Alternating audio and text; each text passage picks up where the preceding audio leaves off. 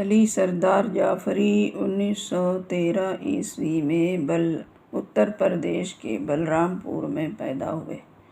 لکھنؤ، دہلی اور علی گڑھ میں تعلیم حاصل کی۔ ان کی عمر 23 یا 24 سال رہی ہوگی جب اردو میں ترقی پسند تحریک کا آغاز ہوا۔ یہ ابتدا ہی سے اس تحریک میں شامل ہو گئے۔ لکھنؤ میں سدھ حسن اور مجاز کے ساتھ مل کر انہوں نے نیا ادب کے نام سے ایک رسالہ نکالا۔ بعد میں وہ بمبئی چلے گئے اور وہیں مستقل سکونت اختیار کر لی۔ انتقال سن 2000 عیسوی میں بمبئی میں ہوا۔ سردار جعفری شاعر بھی ہیں اور نقاد بھی۔ خون کی لکیر، ایشیا جاگ اٹھا ان کے ابتدائی شعری مجموعے ہیں۔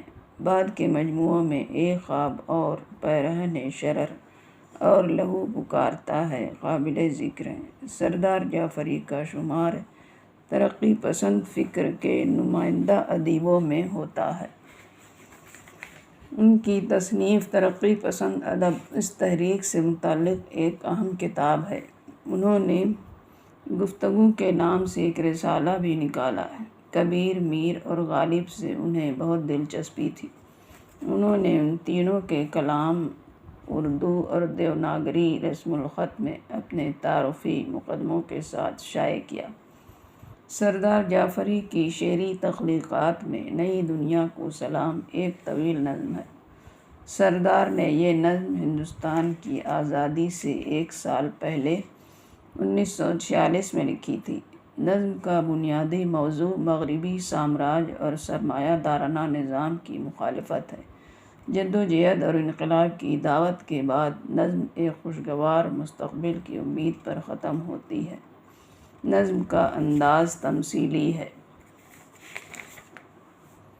اردو کے ترقی پسند شعراء میں سردار جعفری ایک شاعر کی حیثیت سے اہم اور بلند مقام رکھتے ہیں۔ اردو ادب کے علاوہ انگریزی ادب کے مختلف مطالعہ نے ان کے ذہنی نشو و نما میں اہم رول ادا کیا۔ ان کی نظموں میں مارکسی نظریہ حیات نمایاں ہے۔ اشتراکی خیالات کو انہوں نے بڑے ہی اچھوتے اور انوکھے ڈھنگ سے پیش کیا۔ ان کی مشہور نظم نئی دنیا کو سلام اس کی زندہ مثال ہے۔ سردار جعفری کی ایک نظم میرا سفر ہے جس میں انہوں نے خود اپنی زندگی کا جائزہ لیا ہے۔ ایک نظم رات بھر نیند کیوں نہیں آئی بھی ہے جس میں انہوں نے ایک قیدی کے احساسات کو اجاگر کرنے کی کامیاب کوشش کی ہے۔ علی سردار جعفری بیانیہ اور طویل نظموں میں زیادہ ابھر کر سامنے آئے ہیں۔ ان کی شاعری خصوصاً اردو نظموں میں انہوں نے بڑے ہی انوکھے انداز میں اپنی باتیں قاری تک پہنچائی ہیں۔ مختصر یہ کہ سردار جعفری کی شاعری میں ہمہ گیری بھی ہے اور پختگی بھی۔ کسی نظریات کو انہوں نے اپنے شاعری میں بڑی حسن و خوبی سے پیش کیا ہے۔ بقول ایک تنقید نگار کے ان کا سب سے بڑا کارنامہ یہ ہے کہ انہوں نے تو یوں گھن گرج گولیوں کی تڑتڑاہٹ کے شور اور بارود کی بو کو اپنی شاعری میں اس سلیقے سے استعمال کیا ہے کہ مشینوں کی گڑگڑاہٹ، گولی بارود، ٹینک اور توپوں کی حرکات و سکنات کو شعری سانچے میں ڈھال کر شاعری میں ایک نیا راستہ نکالا۔ اس اعتبار سے سردار جعفری نظم نگاری میں ایک ممتاز نگار کی حیثیت رکھتے ہیں۔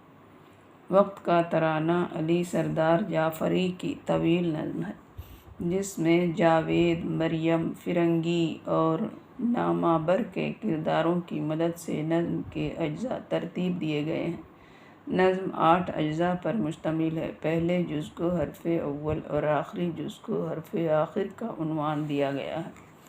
اس کے علاوہ اور بھی پہلی تصویر، دوسری تصویر جیسے عنوانات دیے گئے ہیں۔ نظم میں انگریزی سامراجیت کا ظلم، استحصال اور اس کے خلاف عوام میں آزادی کی لہر، کسانوں، مزدوروں اور محنت کشوں میں سیاسی بیداری کا آنا، انقلاب زندہ باد کا نعرہ لگانا، آزادی کے لیے کمر بستہ ہونا اور پھر ان لوگوں کی آوازوں کو دبانا نظم میں بڑے مؤثر انداز میں پیش کیا گیا ہے۔ علی سردار جعفری اشتراکیت کے علمبردار ہیں۔ انہوں نے اپنی پوری زندگی اسی نظریے کی تبلیغ اشاعت میں گزار دی۔ اسی اشتراکی نظریے کی ایک جھلک ہم مذکورہ نظم میں پاتے ہیں۔ دراصل یہ خیالات سردار جعفری کی نہیں بلکہ سارے ہندوستانی کی ہے، جو ایک لہر بن کر اس نظم میں دوڑ رہی ہے۔ چند اشعار: فصل کے ساتھ ساتھ کھیتوں سے اگ رہی ہے بغاوتوں کی سپاہ، جگمگاتی ہے عدل کی شمشیر، مل سکے گی نہ ظالموں کو پناہ۔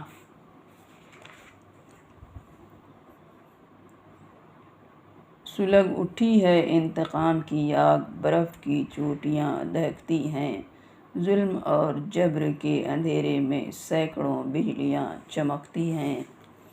ہر سڑک پر سمندروں کا ابال، ہر گلی میں ہے جوش طوفانی، غرق کر دے گی بادشاہ کو آدمی کے لہو کی طغیانی۔ وقت کا ترانہ ایک اہم طویل نظم ہے۔